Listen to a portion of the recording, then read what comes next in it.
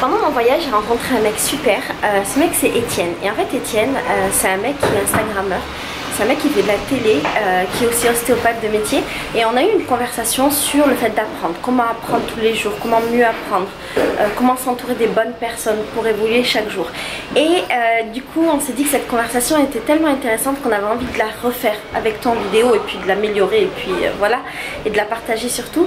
Donc voilà une longue vidéo de cette conversation qui, j'espère, t'apprendra des choses et te donnera des tips si toi aussi tu veux continuer d'apprendre tous les jours. Et si tout ce dont Étienne te parle, ça t'intéresse, sache qu'il a un Instagram qui est super, dans lequel il parle d'ostéopathie et dans lequel il donne des informations sur plein de sujets hyper intéressants et notamment par rapport au développement personnel. Et je te mettrai le lien de son Instagram directement dans la barre d'infos. Voilà, je te laisse avec la conversation qui démarre doucement, doucement. Je t'aime très fort. Alors, hier, j'ai oublié ton prénom. On habite ensemble depuis 3 semaines. Okay. D'où la nécessité d'apprendre et d'utiliser son cerveau tous les jours parce que sinon tu deviens débile. Tu t'appelles pas Antoine? Rappelle-toi. Étienne. Ah mais c'est bon, Antoine et Étienne c'est la même chose. Ouais, c'est ça. On est d'accord. Non, c'est pas vrai, mais bon. Alors, hier, Étienne et moi, on était dans une favela et à un moment donné, on discutait avec un jeune, parce que c'était plutôt Étienne qui discutait avec un jeune. Et ce jeune, en fait, se plaignait d'avoir des douleurs. Et puis, à un moment donné, dans la conversation, il expliquait qu'il dormait très peu. C'est ça, il dormait genre 2-3 heures par nuit. 2-3 heures par nuit. Et quand Étienne lui a demandé pourquoi tu dors peu, ce jeune, il a répondu que c'est parce qu'il passait toutes ses nuits et toutes ses journées à regarder des vidéos sur YouTube. Du coup, Étienne lui a demandé, mais quel style de vidéo tu regardes? Et il a répondu... Alors d'abord il a rigolé parce qu'il insinuait qu'on pensait qu'il regardait des vidéos pour adultes. Donc ah oui, c'est vrai. Ça a fait rigoler tout le monde. Et non, en fait, ce qu'il regardait, c'était de la comédie. Il appelait ça de la comédie, donc des conneries d'internet, de YouTube. Et il a dit aussi des clips. Ouais, des clips, du sport, un peu de foot, le genre de trucs typiques que les ados regardent. Ouais. Et donc voilà, et nous ce qu'on s'est dit, c'est que en fait on trouvait ça hyper dommage parce que aujourd'hui on peut apprendre n'importe quoi sur YouTube et par exemple ce jeune il est dans une favela et moi la réflexion qui m'est venue direct c'est putain mais s'il utilisait tout ce temps là à regarder des vidéos utiles sur YouTube il pourrait apprendre des compétences, apprendre des skills, des compétences pour sortir un peu de sa favela, par exemple apprendre l'anglais qui lui permettrait d'aller bosser avec des touristes, apprendre je sais pas le design, n'importe quoi grâce à des tutos YouTube et ouais on trouvait ça hyper dommage en fait parce que je crois que tu lui as demandé hein.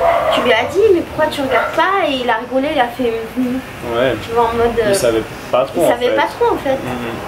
Et ça a amené plein de questions et plein d'interrogations et on voulait parler de ça en fait, de l'accès à la connaissance, du fait d'apprendre tout le temps.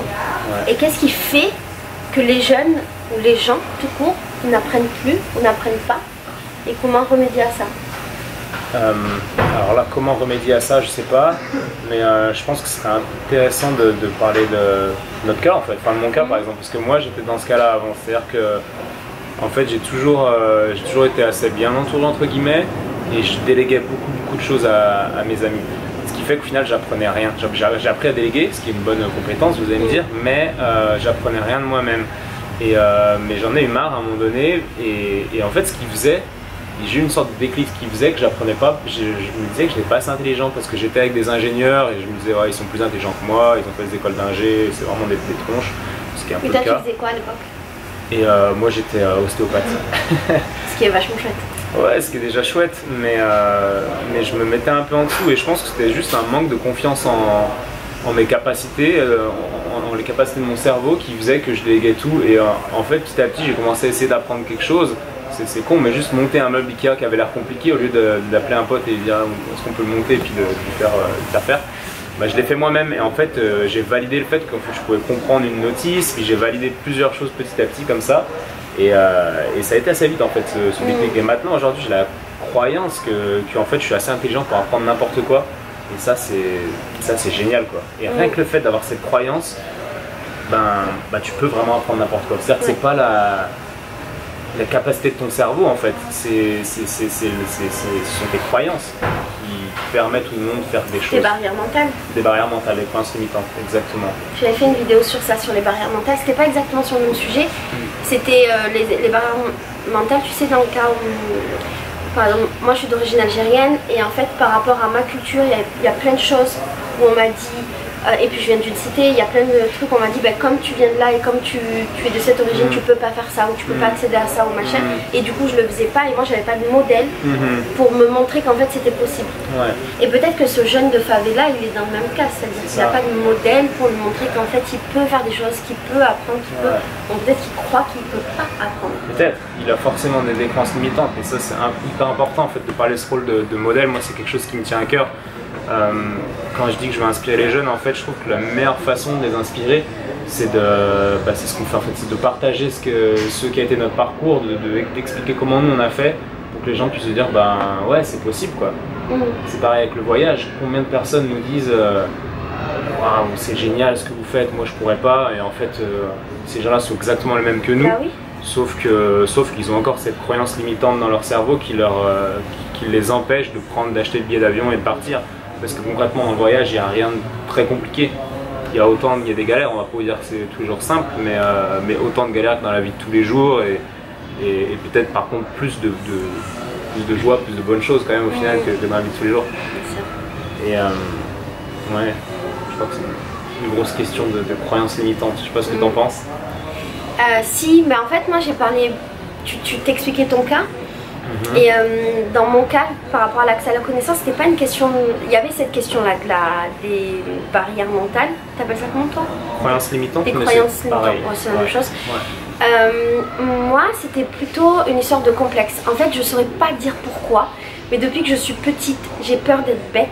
Et j'ai toujours ce complexe et le fait d'avoir tout le temps peur d'être stupide, eh ben, fait que j'ai tout le temps besoin d'apprendre en permanence, pour me prouver qu'en fait je suis pas stupide, tu vois. Et j'ai pas besoin d'apprendre pour le montrer aux autres parce que j'ai pas ce besoin de le montrer. Genre tu vois, quand je suis en société, j'ai pas le besoin de briller. Forcément je l'ai eu quand j'avais la vingtaine, on en avait parlé. Quand j'avais la vingtaine, j'avais ce besoin là, tu vois, de revendiquer, de briller, de vouloir convaincre, machin, mais ça m'est très vite passé. Mais c'est juste pour moi en fait, j'ai besoin d'apprendre en permanence.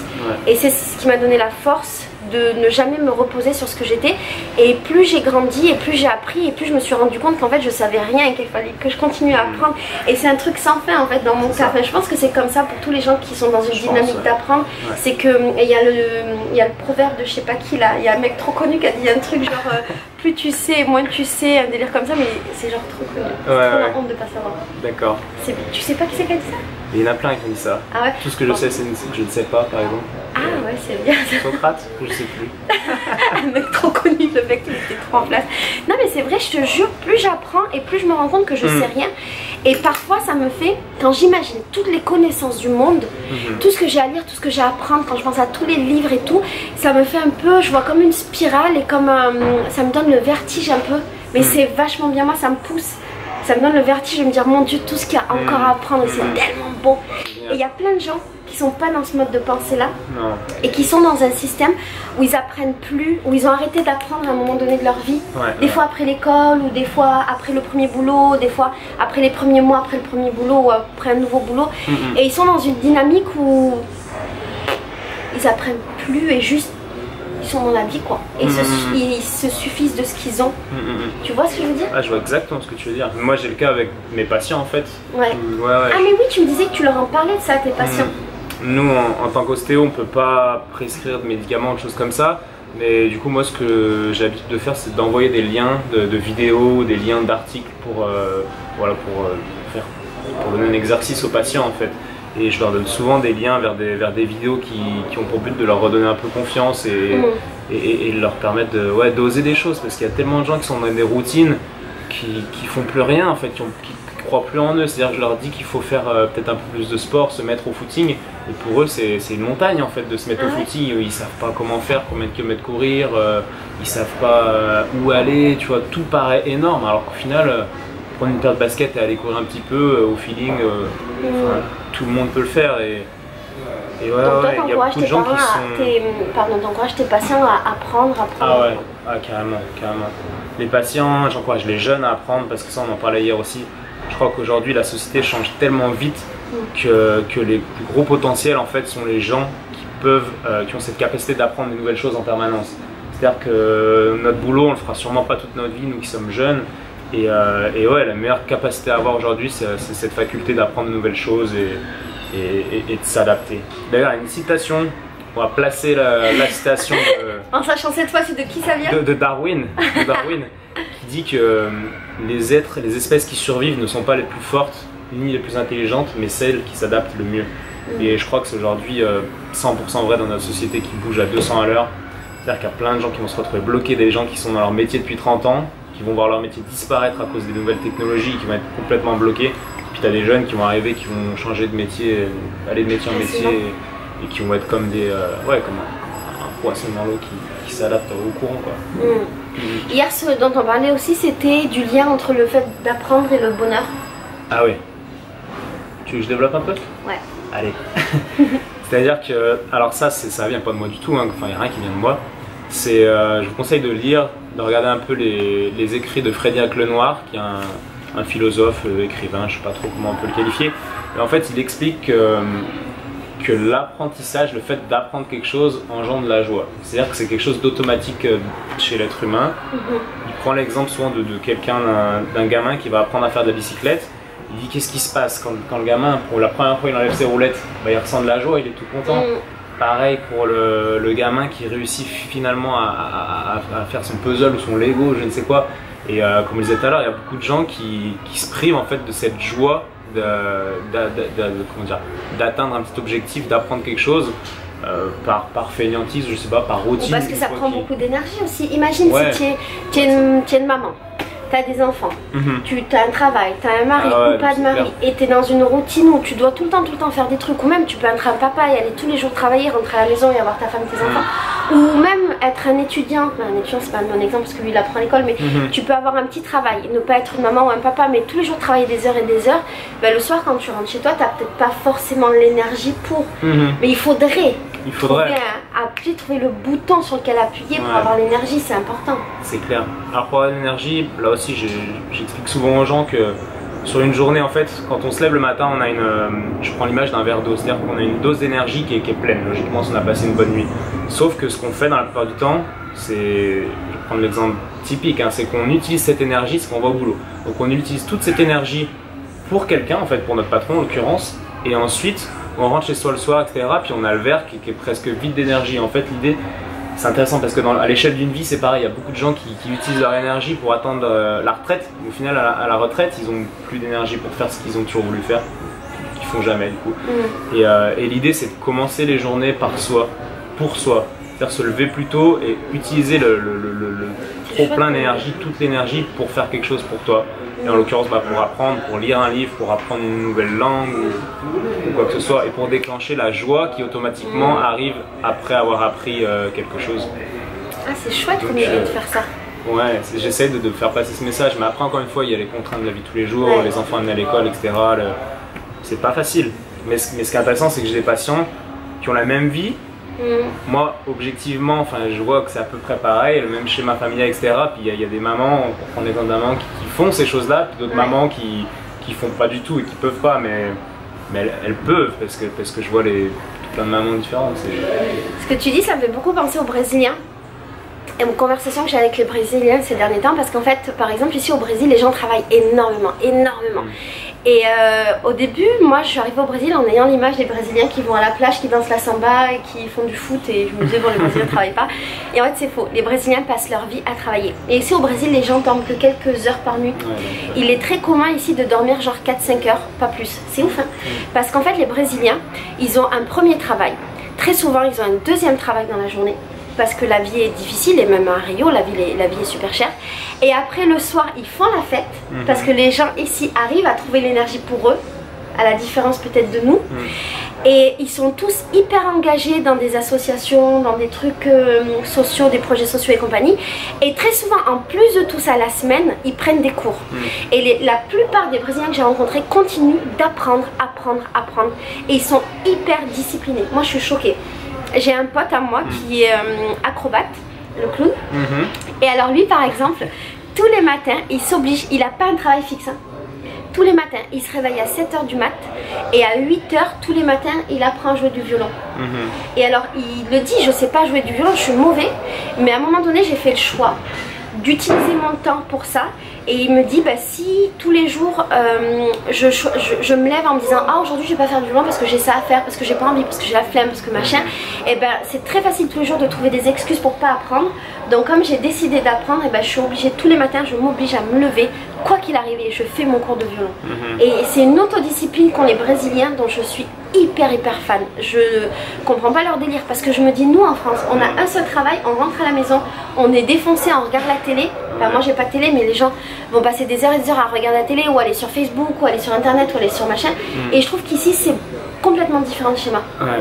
Et je pense que l'échelle sociale ici est plus grande, et c'est-à-dire qu'il y a beaucoup de gens qui essaient de grimper l'échelle sociale. En France, tu vois, les gens, à partir du moment où ils ont un niveau de vie qui est correct, ils acceptent. Mais là au Brésil, j'ai l'impression que tu peux vraiment avoir un niveau de vie hyper différent et que les gens ont envie de grimper.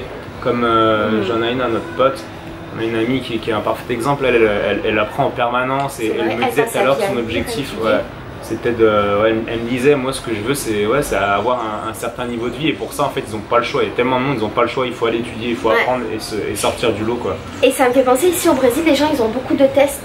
T'as remarqué ça ou pas, d'examen?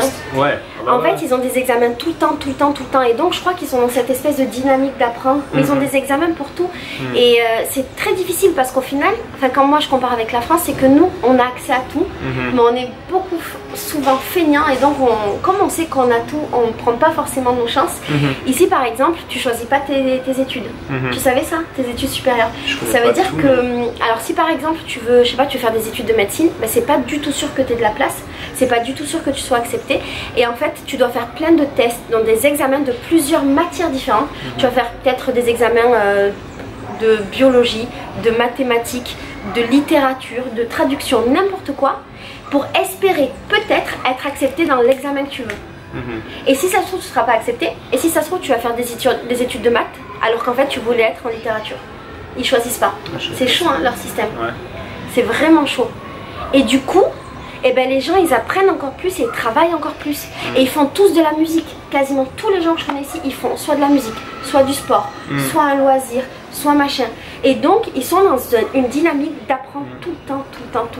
Peut-être que c'est pour ça du coup qu'on ressent la joie. Peut-être que c'est on est dans la démonstration d'explication de la joie. Parce qu'ici au Brésil les gens, il y a une énergie complètement différente. Alors nous on dit au Brésil, mais on parle de Rio. Parce qu'en fait on ne sait pas si c'est différent ou pas, mais on parle de Rio. Le reste, à Rio, les gens, on sent les bonnes vibrations, on sent qu'il y a de la vie dans les rues quoi. Les gens ils perdent pas leur temps ici, tous mes potes, ils ne perdent pas leur temps, tout leur temps ils l'utilisent pour faire un truc ou apprendre quelque chose ou être avec des amis ou machin. C'est pas comme nous. Effectivement, ils ont l'air plus heureux, mais ils sont plus heureux. Et ouais, clairement, moi je trouve qu'ils sont plus vivants en tout cas. Je sais pas, peut-être heureux, oui, sûrement heureux, mais ils sont plus vivants, ça c'est clair. Ça c'est clair à 200%. Mais je crois que tu as raison quand tu dis que c'est notre société qui nous a trop facilité la vie et qui fait que maintenant on est trop feignant pour faire les choses parce qu'en fait on a tout. Tu sais, c'est comme quand t'as 3-4 gâteaux devant toi, t'as plus envie, tu vois. Je sais pas, tu vois. Mais par contre quand il y a un seul gâteau devant une vitre de boulangerie, tu fais tout pour l'avoir, tu travailles dur pour l'avoir, c'est vrai. Ici ils sont beaucoup de monde, la vie coûte très cher, les gens n'ont pas beaucoup d'argent, ils travaillent dur pour très peu d'argent. Donc ils veulent travailler pour avoir plus, comme tu dis, pour monter dans l'échelle sociale, ils ont raison. Quem foi que mandou você me desejar? Também adorei o que você gostou. A gente podia até continuar, mas só que você só me quer pra você. E só com você eu não posso ficar, porque minha outra metade não certa vai.